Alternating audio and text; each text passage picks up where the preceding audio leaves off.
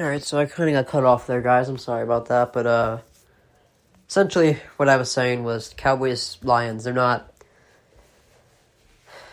great late in games. I don't see them getting past the second round.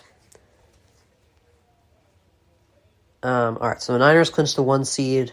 I don't see a team in the NFC beating them, especially now. I mean, the Eagles seem to be falling apart, and I don't trust the Cowboys or Lions late in the game. You know, the Buccaneers, they're in the playoffs because their division's garbage, essentially.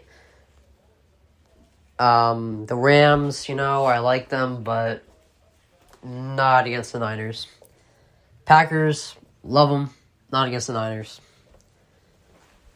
The Seahawks, I think, still have a chance, and the Saints, no. Yeah, I think Seahawks, Saints are the other options for the playoffs, but yeah. There's no one in the NFC I see contending with the Niners. And honestly, I almost feel like this loss to the Ravens is good for them.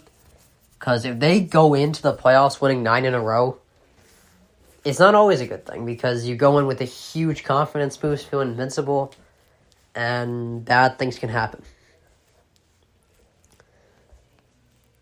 And as far as the McCaffrey thing, rest of next week, he gets a week off for the bye. He should be fine. But then again, I don't know how crazy the injury is, but I don't see why he wouldn't be all good. So, Bills win their 4th straight, play the Dolphins, winner gets a 2 seed. My bet's on the Bills, just because they're 9-1 against the Dolphins in the last 10. And the Dolphins just can't seem to stop Josh Allen, ever. And the Bradley Chubb injury is huge. It's definitely not a good sign for the Dolphins. And also not a good sign they lost 48-20 last time. And haven't beaten a good team this year, outside of the Cowboys, who blew up late in the game. But yeah, I would bet on the Bills there, but I hope the Dolphins win. Honestly, I think they're very fun to watch. I really do. But they just don't seem like a team. I mean, I can see them beating the lower seeded teams like the Colts. I can see them beating the Browns, the Jags. But when you get to the Chiefs, the Bills, and the Ravens, I don't see them beating any of those teams. I really don't. I don't see how they could. Alright, let's shift to the Panthers. Didn't think I'd say that. But David Tepper lost. He tossed his drink at a opposing fan, and I don't know what was said. I wasn't there, obviously, and I think the most important thing is what was said, but I would say that for most situations, typically it's what the person said in the situation, but in this situation, it's an NFL owner. I think when you're an owner, that's kind of childish behavior to throw a drink at someone for something they said. I mean, players probably get crap said to them that's much worse, and they don't do anything because they know the repercussions. So I think we're an NFL owner. That's a little ridiculous, but I'm if I were Roger Goodell, I would fine him, and I think he will be fined because that's kind of stupid behavior for an NFL owner. All right, so the Eagles have dropped 4 out of 5, which is kind of a rough scene. Now, I don't know what's going on in the front office. I can't tell you what the problem is, whether it's coaching or the players or just the personnel issue. But what I know is they've lost 4 out of 5. They got cooked by Arizona, who's 4-12. Their pass rush is much worse. A.J. Brown didn't have a touchdown in December. I think it's possible the loss. I think the two coordinators leaving definitely had a huge impact. Shane Steichen leaving definitely was a problem for them. But I can't really pinpoint what's wrong. I mean, the 4 out of 5 this late in the season is not a good look. And also, they're not even... They wouldn't have a home playoff game if the season ended today. So they gotta... gotta get moving.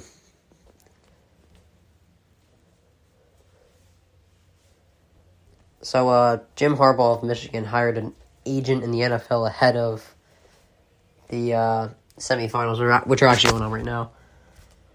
I don't know why he wanted the story out. My guess is it's his message to Michigan saying he'll do whatever he wants. Because they signed a clause that said for 1 year you can't pursue the NFL, and now he's hiring an agent. So I think this is him saying, I turn this team around, and I'll make sure you know that I have the power, pretty much. It's pretty much him saying he's in control, essentially, in my opinion. Alright. So now we're doing a segment about what I have been wrong about the last week, pretty much. So, the Eagles dropped 4 of 5. That's one thing. I thought the Eagles would have almost a guarantee first place in the NFC East. Definitely an easy at least top 2 in the NFC with the Niners. But in December, 1-4, negative point differential, negative turnover difference, 31 points allowed, which is 31st in the league. It's been a rough month for Philadelphia. They gotta turn around quick because the playoffs are coming up right now and they're gonna be in it. Like, even if they have to play away, I mean, I can see them being a 5 seed and winning it all still, if they figure it out. You know? And honestly, even if they don't, I can still see them beating the Buccaneers if they were to play them. But, yeah, I got no idea what's wrong. The Texans had a winning season.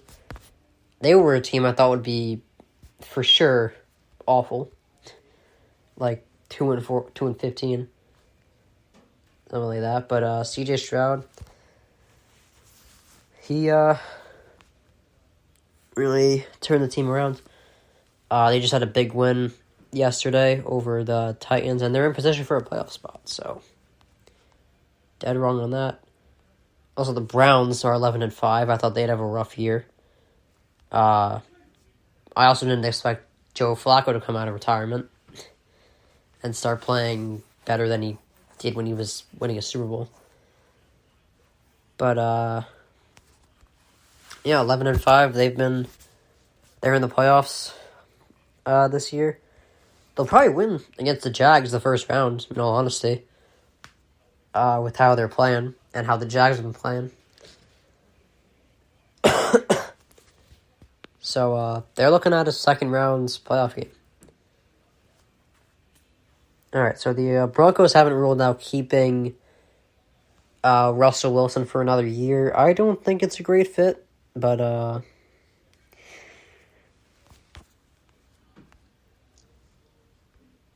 mean, I don't see the harm, I guess. They're not contending for a Super Bowl anytime soon, no matter what. I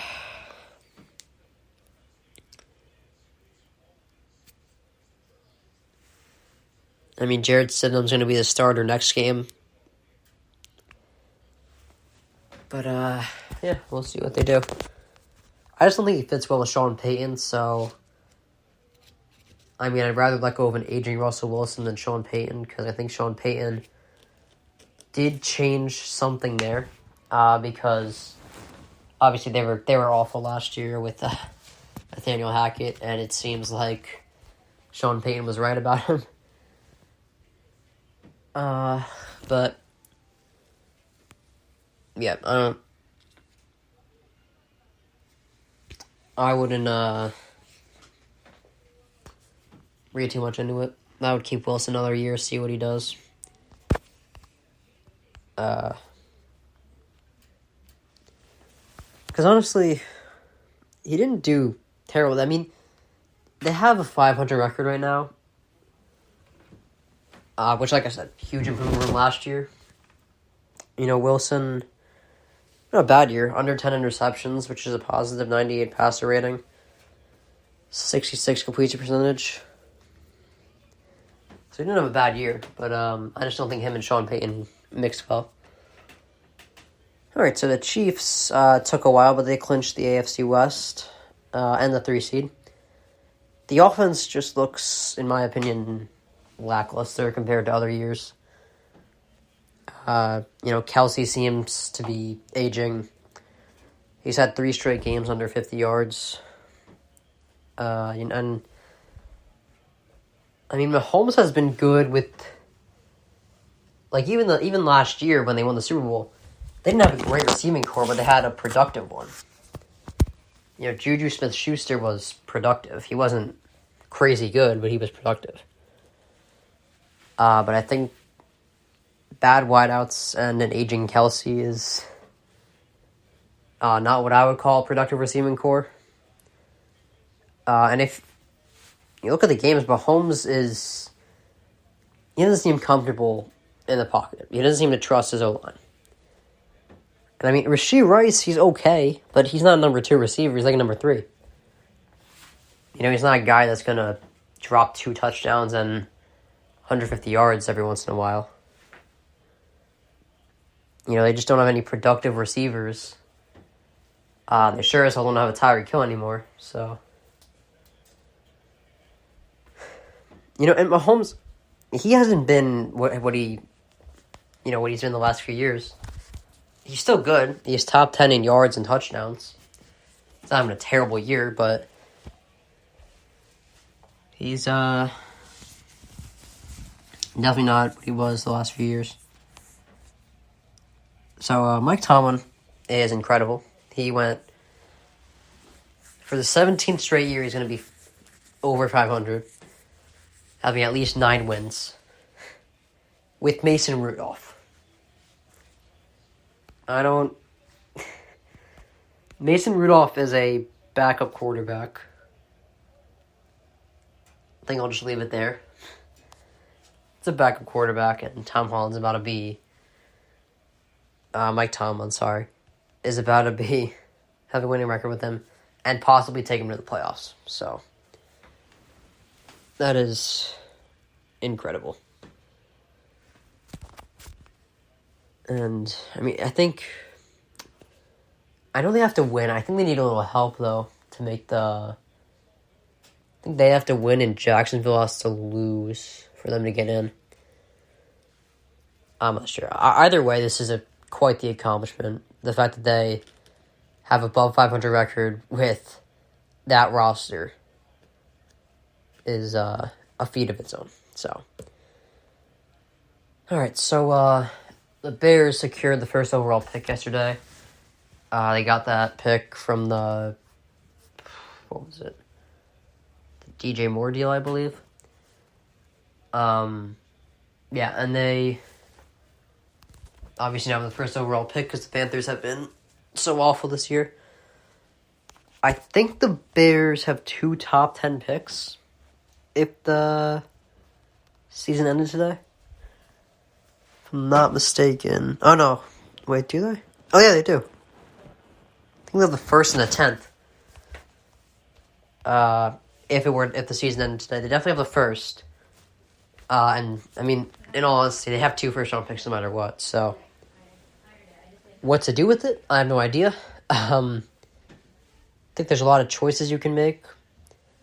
But here's why I would consider moving off Justin Fields. he's 10-27. He does make great plays. He puts up good numbers, but he's 10-27, and you're not gonna win with just him. Like, a quarterback is important, but you need a whole team to win a championship, obviously. And it's kind of crazy. He just won his 10th career game yesterday. He's been in the league for 3 years. He just won his 10th game yesterday. And a lot of his wins are not against good teams. They're against mediocre teams at best. Or bad teams. That's where a majority of his wins come from. So it's hard for me to say it's okay to keep him because, given the record, you're not succeeding with him. But then again, the Bears haven't succeeded with any quarterback. Like, this is the best quarterback they've ever had, really. Like, when you think about it, they've never had a quarterback as special as he is. So, I mean, you don't have to move off him. I would just consider it. Maybe Caleb Williams is the guy you're looking for. Or you could just trade him off. Because if you're not... I feel like if you're not going to draft Caleb Williams, don't take the first pick. This doesn't really make sense because he's the consensus first pick. Like, if you're not going to take him, give it... I don't even know who would draft him, actually. Because even the Panthers, I don't think they're ready to move off Bryce Young yet. The Pats might be ready to draft Caleb Williams. I mean, moving down one pick isn't going to do much, to be honest. But, yeah, that's a complicated situation there. Let's move on to the Rams clinching the playoffs. I should not have doubted Sean McVay. He is a fantastic coach, but honestly, the Rams, it's impressive. That it's kind of like, not as impressive as Mike Tomlin with the Steelers, but it is impressive that he made it to the playoffs with that roster.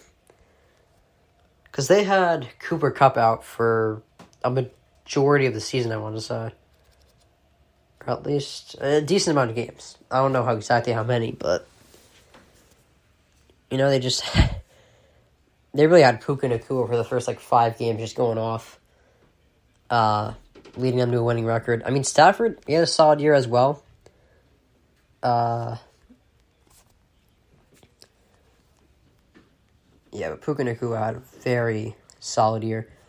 Fortunately, he's not going to win Offensive Rookie of the Year, though, because C.J. Stroud exists, but I do think it's important to not neglect what he did, as well as Kyron Williams. He had a solid year. 12 touchdowns, almost 1,200 yards. 9-7. Unfortunately, I feel like they're going to lose the first round, but honestly, it's impressive that they even made it there. It's like the Steelers. I don't think they're going to make the playoffs, but impressive they're even in that spot. They're currently, if the season ended today, they're playing the Lions. I think they lose, and then the Lions lose the next week, but I unfortunately can't predict that. I think that's the final segment of the day, actually. That is the final segment of the day. Alright. This is Dylan Miller on Daily What's Doing. Google Podcast, Spotify, Spreaker, or iHeartRadio. This is Dylan Miller on Daily What's Doing.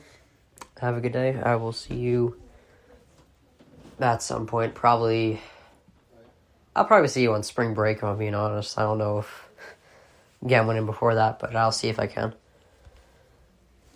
Alright, have a good one.